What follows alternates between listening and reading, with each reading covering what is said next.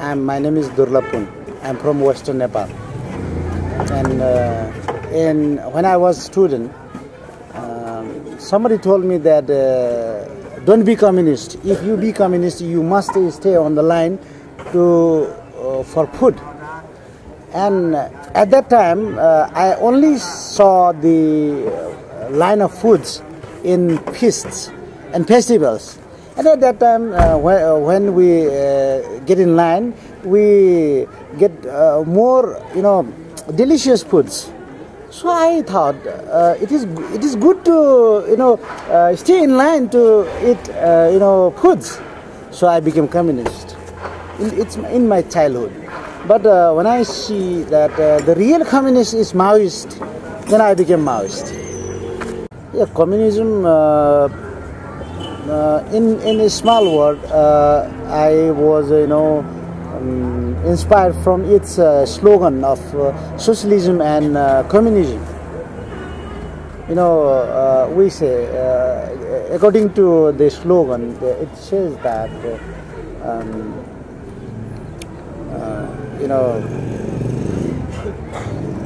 at very first in the socialism, work according to the capacity, and food according to the work. And in the communism, work according to capacity and food according to the need. And it inspired me. It is the real kind of equality in the society, and the society will be equal only if the oppressed class, only if the proletarian will lead that whole revolution. And this is the kernel word of the socialism and communism. It inspired me, so I became communist. I read about martyrs in the history books in schools, and I thought that in the 1950, around 1950, there were a lot of martyrs which we read in the books, and I thought this is the old time. Now no one can be such kind of martyrs because it is newer time. But I heard about the martyrs who easily sacrificed, smiling. We say smiling sacrifice for the people and people in the People's War. We heard and we read in the papers. So it inspired us, and everybody is, getting martyrdom and doing sacrifice. And why should we get back? We should go forward. So it made an inspiration to my heart, and I became Maoist. I have already told you that why I became communist, because of the activity of the communist students wing, especially UML. UML became revisionist party, and it was also split. From that, I was inactive, and I was a teacher. But during the teaching, the People's War came to my door and knocked my door.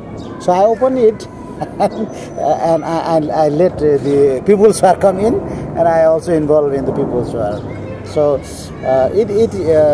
I was looking for a real kind of communism, communist activity, and I found the Maoist People's War, which arose a lot of hope to the Nepali people and we young people.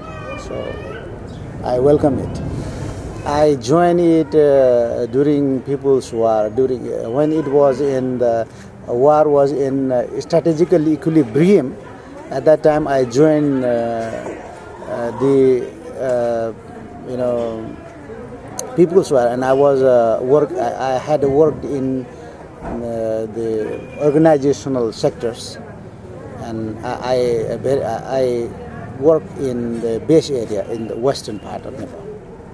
I work in the organizational sector, especially I work in the National Liberation Front, especially Magar National Liberation Front. I belong to the Magar nationality, and that's why I went to the Magar society and Magar people to organize them for the people's right. Once the party applied a policy of unified command, and during that time I joined the PLA also, and I worked for 1 or 2 months. I was a company commissar. Commissar is the political commissar, as the Red Army in the Russian Revolution. And at that time I fought only one ambush. In my experience, the enemy didn't saw me, never they saw me in the war, but I saw them and I attacked them. I was in a very remote area of the western part of Nepal, and there was, according to the Hindu religion, there is a caste system. And according to the caste system, the Dalit people are very, fourth level of the people are called Dalit, and they have a lot of, kind of discrimination and oppression. And I analyze it, and I synthesize that they have to do two things. If they will do two things in very primarily, and they can fight against their discrimination. So I told them to take money for their works. Especially there is a custom that Dalit people will work for the higher class for whole year, and when the harvesting time comes, and they go to the door to door and beg for their ways. So this is a bad custom. So I told them to leave this. And another is to greet them as a feudalistic way. We call it jadao. Don't do jadao, and don't take that kind of begging, crops and other, food grains. So these two things, if you will leave, and then you can a little more liberated. So, but unfortunately, they did not do in very first go. But after a very long attempt, they could do this. For example, after 1 year, we sent them in a campaign to convince upper higher caste, and according to the custom, the Dalit not allowed to go inside their room, and not inside their kitchen room especially. But when the campaigners, Dalit campaigners, went there to the upper class houses with the flag of Communist Party, and they welcomed them, and they took all of the Dalits to their kitchen and give them to drink milk, because giving milk to the Dalits is strongly prohibited according to the custom. So they did it, and it was some kind of cultural revolution also. So only after 1.5 years, I could see such kind of success. Yes, sacrifice is. At that time, I thought the sacrifice is inevitable.